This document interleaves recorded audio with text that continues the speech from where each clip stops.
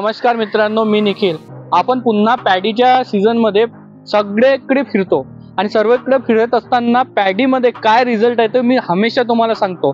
आज मी आलो आहे तिरोडा तहसीलमध्ये एक वेगळ्या ठिकाणी। तिथं आमचे जे डिस्ट्रीब्युटर आहे म्हणजेच शेतकरी आहे जे माल घेतात पंचामृत व्यामफोर्स एसएनएम ॲग्रोटेकचे, तर यांचं पाहू शकता साईडला जे पूर्ण फसल आहे कशा प्रकारे हिरवे फसल आहे आणि या साईडला तुम्ही पाहू शकता की कशा प्रकारची फसल आहे। आम्ही इथे फक्त व्यामफोर्स दिला होता आणि याचा रिझल्ट घेतला। मात्र 2 पॉकेटने सुरुवात केली होती धान या शेतासाठी। आता पहा या शेतामध्ये कम से कम पूर्ण ट्रीटमेंट एसएनएम ॲग्रोटेकचे पूर्ण प्रोडक्ट आणि व्यामफोर्सचे सर्व प्रोडक्ट आम्ही दिलेले आहे। तर पूर्ण प्रतिक्रिया जाणून घेऊ कशा प्रकारे 2 पॉकेटापासून सुरुवात केल्यानंतर पूर्ण पॅडीची ट्रीटमेंट कशी दिली, धान कसा उगवला, कशा प्रकारे वाढ झाली। आम्ही म्हणतो की 98% चांगला रिझल्ट पाण्यामध्ये पॅडीमध्ये आमचा एसएनएम ॲग्रोटेकच्या प्रोडक्टचा आहे, व्यामचा आहे आणि अदर प्रोडक्टचा आहे। पण आपण शेतकऱ्यापासून जाणून घेऊ युवा शेतकरी आहे त्यांनी कशा प्रकारे केलं। नमस्कार, काय नाव आहे तुमचं? चंद्रशेखर माटे। कुठले आहे? मुंडीवटा। ओके, तर कशा प्रकारे तुम्ही याचे प्रोडक्टची ट्रीटमेंट केली, सुरुवात केली, कशा प्रकारे खतगीत दिलं? 1 पाकिट एका एकराला। एका एकराला सुरुवातीला पर्याला तुम्ही किती पॉकेट दिले होते? 1 किलोच्या 1 पाकिट एका एकराला। एका एकराच्या पर्याला 1 पॉकेट दिलं होतं। पण त्यानंतर काय रिझल्ट आला? रिझल्ट चांगला आला। खार वगैरे हिरवी होती, वाढ वगैरे झाली ना, भुसभुशीत होती खार, हलकी जात होती, खदावले।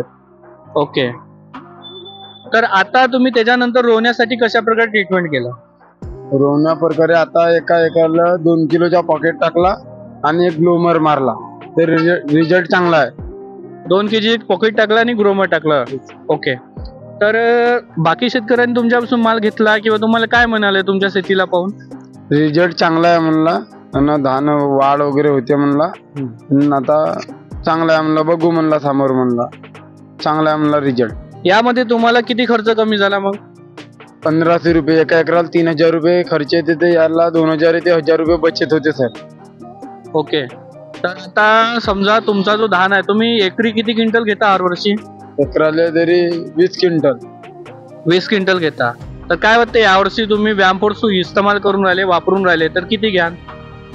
झाल्या पाहिजेत सर, 1-2 क्विंटल तरी वाढल्या पाहिजेत, 22-23 क्विंटल झाल्या पाहिजेत। बरं, तर हे सुरुवात आहे। तुम्ही जर कंटिन्यू प्रोडक्ट जर इस्तेमाल केले तर आणखी चांगला।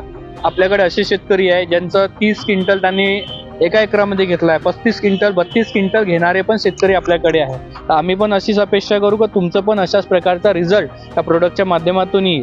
मला एक सांगा, आता एकंदरीत बाकीचे शेतकऱ्याचे साईडला जे बाकीचे पण फसल आहे, बाकीचे पण धान आहे, तुमचा चांगला आहे, तर शेतकरी याच्यावर काय म्हणते? बाकीचे साईडवाले शेतकरी काय म्हणते तुम्हाला? शेतकरी म्हणते कोणच्या का कोणती कंपनी आहे, कोणच्या खात आहे, कशा प्रकारे आहे। म्हणलं बा ते मी ना पहिले घरी रिझल्ट बघितलं, त्याच्यानंतर दुसऱ्याला दिलं।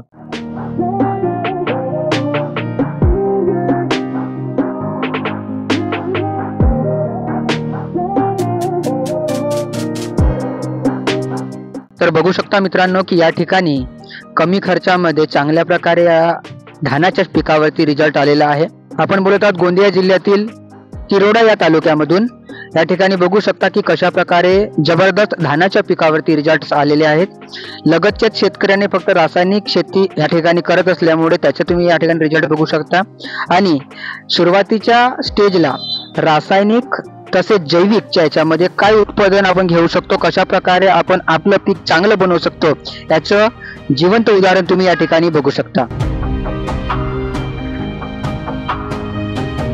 ज्या प्रकारे आपण बघितलो की शेतकऱ्याच्या म्हणण्यानुसार ज्या ठिकाणी एकरी 3000 रुपये खर्च येत होता, त्या ठिकाणी रासायनिक प्लस जैविक या दोन्हीचं जर आपण मिश्रण करून जर खत वापरलो तर त्या ठिकाणी आपल्याला 3000च्या ठिकाणी फक्त 2000 रुपये एकरी खर्च येऊन।